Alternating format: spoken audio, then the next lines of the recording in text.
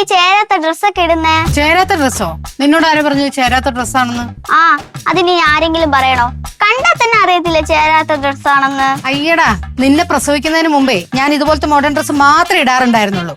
അന്ന് എന്റെ സൗന്ദര്യം കണ്ടിട്ട് മണിരത്ന സാറ് വരെ എന്നെ സിനിമയിൽ അഭിനയിക്കാൻ വിളിച്ചതാ. പിന്നെ വിധി, അതുമല്ല അച്ഛന് സമ്മതിച്ചില്ല പോവാൻ. അല്ല, മണിരത്നത്തിന്റെ പടം കിട്ടിയ കഥ പറയായിരുന്നു.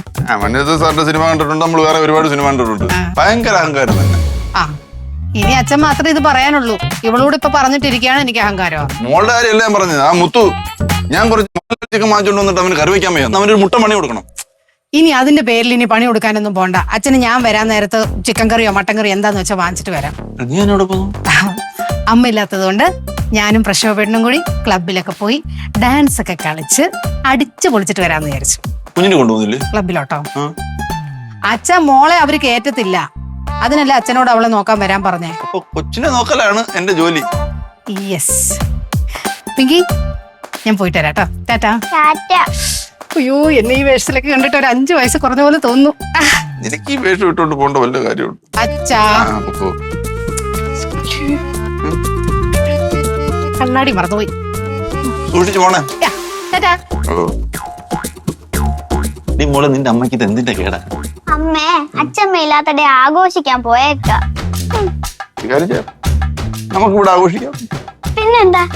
അപ്പനും മോളും കൂടെ ഇന്ന് ഇവിടെ ഒരു ക്ലബ് ആകും. ഇടയില മുത്തുവിനെ വെറുതെ വെറുപ്പിക്കണ്ടായിരുന്നു. അല്ലെങ്കിൽ ഒരു കുപ്പിയും വാങ്ങിച്ച് ഇവിടെ ഇരുന്ന് ക്ലബ് ആക്കാമായിരുന്നു. ഇതാണ് പണ്ടുള്ളവർ പറയുന്നത്, തൊഴിലാളികൾ വെറുപ്പിക്കരുത്. ഒന്നുമില്ല, അടിച്ചു പൊളിക്കാം.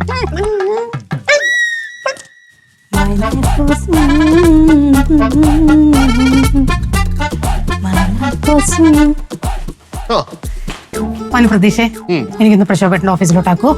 ഒന്ന് പോയേട്ടതി അവിടെ നിന്ന്. എനിക്ക് വേറെ പരിപാടി ഉണ്ട്. ഏട്ടത്തി ഒരു കാര്യം ചെയ്യും, വല്ല ഊബർ വല്ല എടുത്ത് പോകാൻ നോക്ക്. അല്ല, ഇതെന്താ ഈ വേഷത്തിൽ? ഇതെന്റെ ന്യൂ ഫാഷനാണ്. കൊള്ളാവോ? ഞഞ്ഞായിട്ടുണ്ട്. Thank you. വെൽക്കം.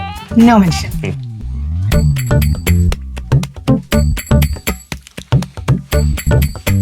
ആഹാ, കുഞ്ഞ് നന്നായിരുന്നാ?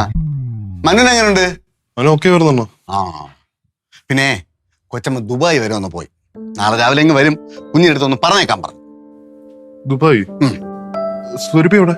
സുരഭി ബാഗും തൂക്കി പുറത്തേക്ക് പോകുന്നുണ്ട്.